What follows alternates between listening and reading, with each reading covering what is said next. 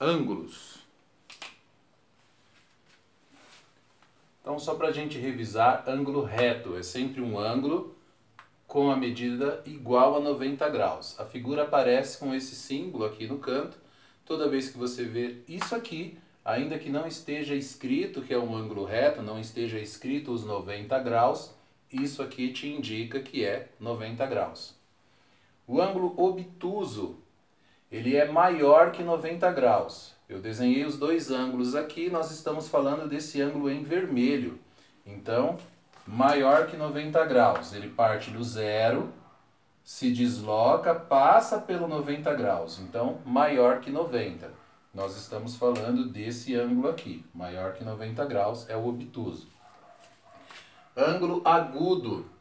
Ele é menor que 90 graus. Então, o deslocamento aconteceu aqui. Ó. Ele partiu da origem, teve esse deslocamento, mas ele não chega a 90 graus. Ele é menor que 90 graus. Estamos falando desse ângulo em vermelho aqui. Ó.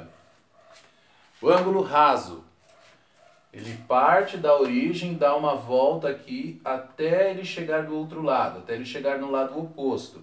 Então ele não dá um giro completo, ele dá uma meia volta aqui. Estamos falando aqui dessa parte vermelha. E se aqui tem 180 graus, aqui embaixo também tem.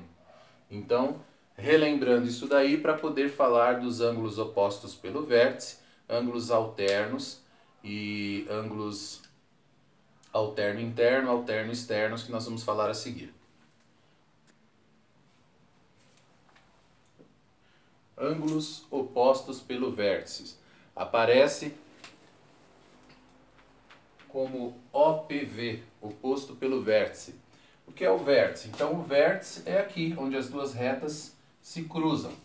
Quando eu tenho dois ângulos opostos pelo vértice, significa que esse lado aqui, dois ângulos opostos pelo vértice, tem sempre a mesma medida. Eu vou chamar esse ângulo aqui, ó, de A. Então esse daqui tem que ser A também. Se eles são opostos pelo vértice, as medidas deles são iguais. Eu vou chamar esse ângulo de cima aqui, ó, de B. Se esse é B, esse daqui é B também, porque são opostos pelo vértice.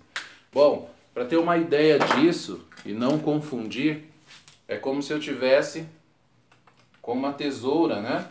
No que eu movimento ela, na medida que um ângulo aumenta, o outro diminui nas mesmas proporções. Então eles são iguais. Só para a gente ter uma ideia, o movimento de uma tesoura. Então esses são os ângulos opostos pelo vértice, recordando aí.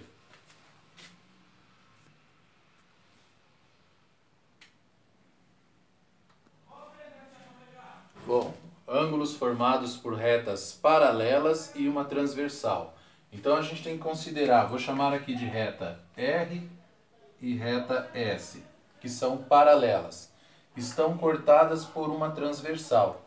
A gente já entendeu que os ângulos opostos pelo vértice têm as mesmas medidas. Então o vértice está aqui, ó. A e C, eles são opostos pelo vértice, então eles têm a mesma medida. D e B são opostos pelo vértice também, então tem a mesma medida. Como as retas são paralelas, essa transversal que corta as duas, ela forma o mesmo ângulo aqui, por exemplo, em F e em B. Ou seja, B e F são de mesma medida. Como H é oposto pelo vértice em relação a F, as medidas são iguais.